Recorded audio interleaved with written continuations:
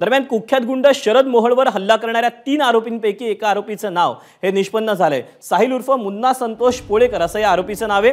पोळेकर यानं त्याच्या इतर साथीदारांसह शरद मोहोळ याच्यावर पुण्यातील कोथरूड भागामध्ये गोळीबार केल्याचं निष्पन्न झालंय।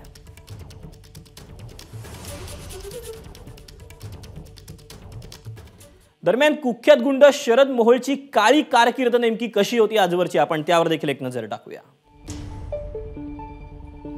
शरद मोहोळ पुण्यातील कुख्यात गुन्हेगार होता। मोहोळवर हत्येचा प्रयत्न, खंडणी आणि अपहरणाचे गुन्हे दाखल होते। पिंटू मारणे हत्येप्रकरणी त्याला अटक करण्यात आली होती। येरोडा कारागृहातील कतील सिद्दीकीच्या खुनाचाही त्याच्यावर आरोप होता, पण नंतर त्यातून तो निर्दोष सुटला।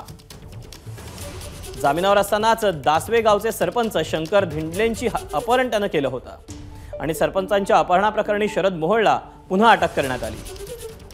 खुनाच्या गुन्ह्यात जामीन मिळाल्यावर शक्ती प्रदर्शन केल्यानं त्याला पुन्हा अटक झाली आणि जुलै 2022 मध्ये मोहोळ पुणे जिल्ह्यातून 6 महिन्यांसाठी तडीपार झाला।